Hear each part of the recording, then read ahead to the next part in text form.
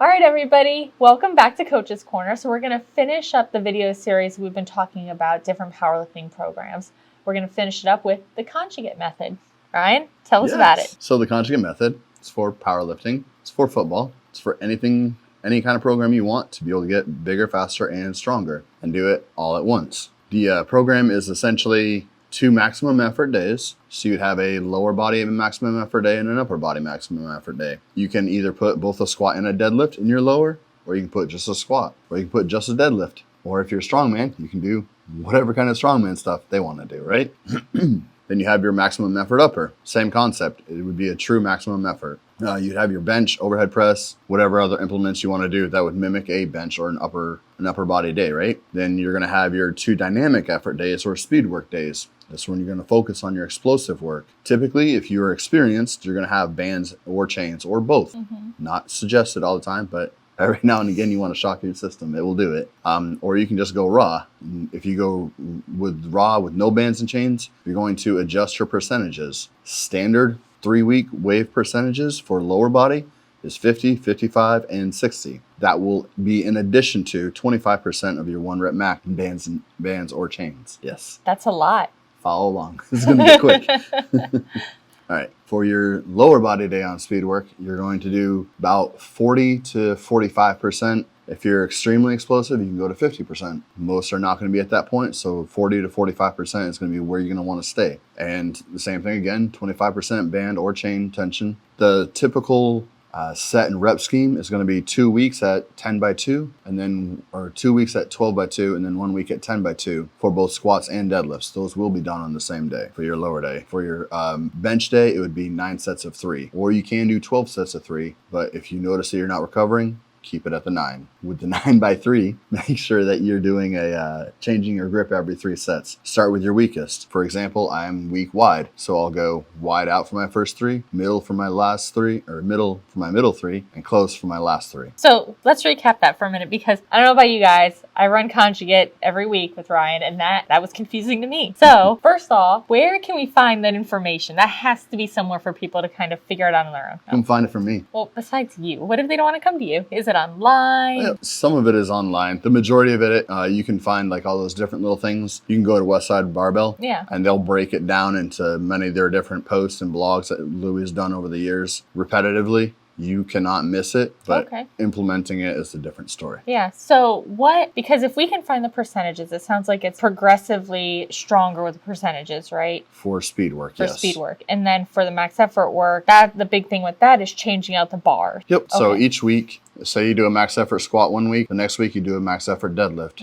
Then the next week you could do a max effort squat, deadlift, or a good morning. Okay. And then just rotate through those 3 for however many bars you have. All right. So it sounds like this is a really great program to build up your overall strength. Yes. Yep. Okay. So you're always working on your weaknesses. Work on your weakest bar first, and then as you progress through, hopefully you'll find another weakness that you can fix. So if you're running the conjugate program, what are some recommendations that you have? Start off small. So make those little jumps until you become more familiar with it. As you become more familiar with it and you're adding more weight on, you're going to want to make bigger jumps, because you don't want to continuously have to take 10 sets to hit to your working 1 rep max or to your speed work, which then adds in many extra sets on top of a lot of sets already. Proper choice of your accessory movements.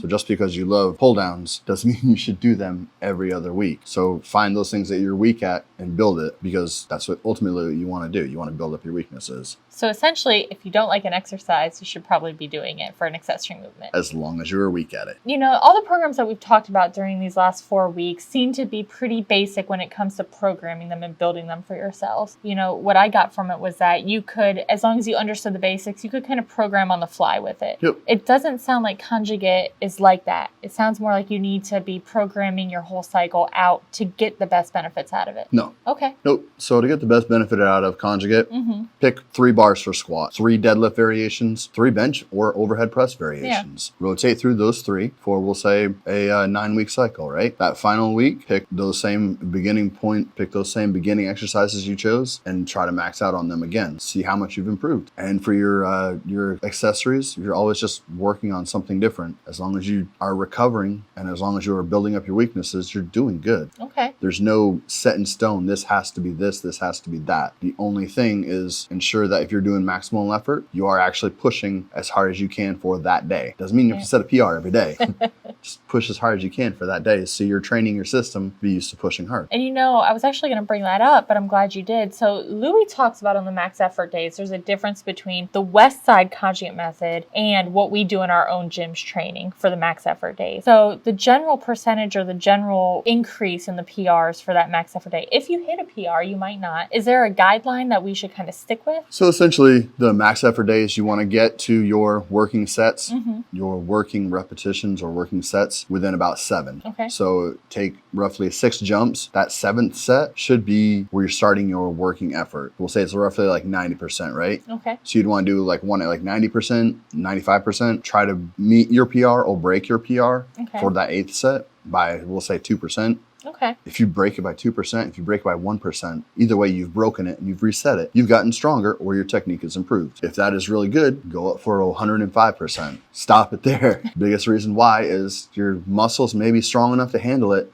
but sometimes your tendons and ligaments are not. Yeah. If your tendons and ligaments are not strong enough to handle the extra heavy weight, snap, break them. Bad. So essentially, on the max effort days, and I don't know if you guys just saw Ryan's crazy eyes right there, but he definitely got them talking about the snapped tendons and ligaments. On those max effort days, yes, we are pushing to get a PR, but we're not trying to go up 50-pound PRs on everything. We're just going to break it, maybe by a little bit, just to get an idea that we're on track, correct? Yep. So, I mean, if you think about it, if you break a PR by 20 pounds that first day, right? When you come back to break it again, do you think you're going to be able to break it by another 20 or another 5? However much you might say, right? But if you're setting it and breaking it every single month by 5 pounds, 6 months goes by, that's 30 pounds right there. Your tendons and ligaments have been able to keep up with that because there's not some sudden force on them that they're not ready for. Well, now that you've explained a little more, it sounds like conjugate is actually pretty easy to follow once you understand what it is. It can be as easy to follow as you make it, or it can be as complicated.